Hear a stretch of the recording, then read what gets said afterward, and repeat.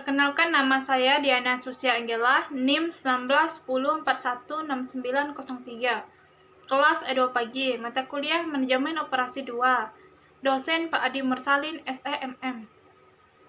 Di sini saya akan membacakan materi ringkasan tentang Supply Chain Management.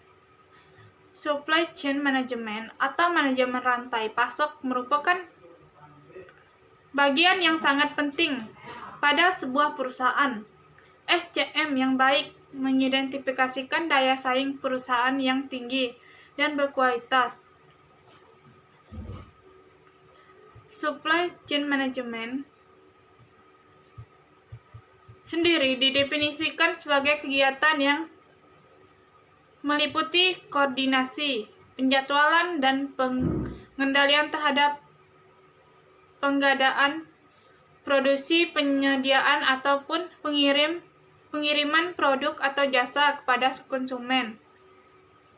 Pengelolaan dan pengendalian supply chain management mencangkup materi atau bahan mentah, pembayaran informasi dari pemasok ke produsen, dan dari perdagangan grosir ke konsumen. Cakupan manajemen rantai pasok juga mencapai administrasi harian, operasi, dan juga logistik perusahaan. Manajemen rantai pemasok merupakan hal yang sangat kompak, terlebih apabila diaplikasikan pada perusahaan besar. Akan tetapi, jika sistem ini diberlakukan dengan baik, maka perusahaan bisa beroperasi dengan lebih efektif dan efisien. Agar proses rantai pemasok bisa berjalan dengan lancar, maka tingkat konsumen dalam manajemen rantai pemasok juga harus berlangsung baik. 3 komponen manajemen rantai pemasok yang dimaksud, yaitu upstream supply chain management adalah proses di mana perusahaan mendapat pemasok dari luar perusahaan berupa bahan baku untuk melakukan produksi. Internal supply chain management adalah tahap selanjutnya di mana bahan baku yang telah diterima lalu diproses dan diproduksi menjadi bahan jadi. Downstream supply chain management merupakan proses pendistribusian produk yang telah jadi kepada konsumen melalui distributor.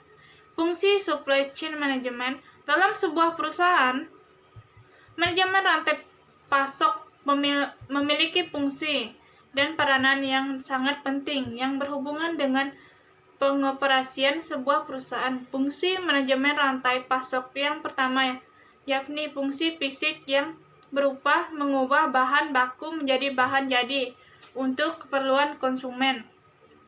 Manajemen rantai pemasok juga berfungsi sebagai mediasi pasar di mana menghubungkan perusahaan dengan distributor yang mendistribusikan produk.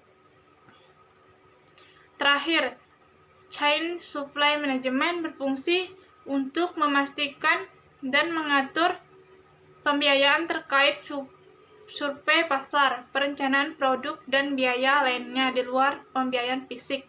Proses tahapan chain supply management seperti yang diketahui, manajemen rantai pemasok merupakan suatu proses yang melibatkan banyak proses dan berbagai pihak. Sebuah produk atau layanan jasa bisa sampai ke tangan konsumen setelah melakukan berbagai tahapan dalam manajemen rantai pemasok. Tahapan tersebut antara lain customer.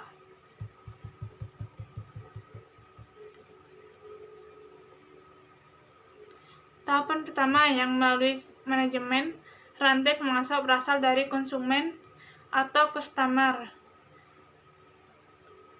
Pada tahap ini, customer mengajukan pesanan atau order suatu produk yang ditawarkan oleh produsen. Planning. Setelah pesanan diterima oleh produsen, tim atau departemen perencanaan akan membuat perancangan mengenai produksi produk yang diterima. purchasing. Tahapan ketiga adalah manajemen rantai pemasok adalah membeli bahan baku. Pembelian bahan baku ini dilakukan oleh Departemen Pembelian setelah menerima rencana produksi yang dilakukan Departemen Perencanaan. Investor.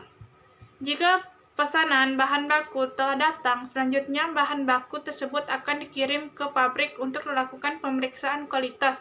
Apabila kualitas bahan baku dan jumlahnya telah memenuhi standar, bahkan baku tersebut akan disimpan di gudang.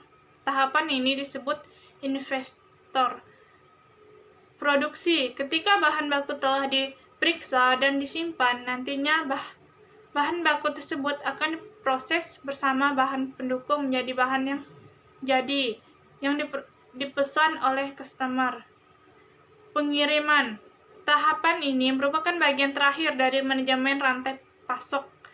Pada tahap ini, produk yang disimpan di gudang akan dikirimkan kepada customer sesuai tanggal pengiriman yang diminta. Kurir akan memastikan bahwa produk telah sampai ke tangan customer dengan sempurna.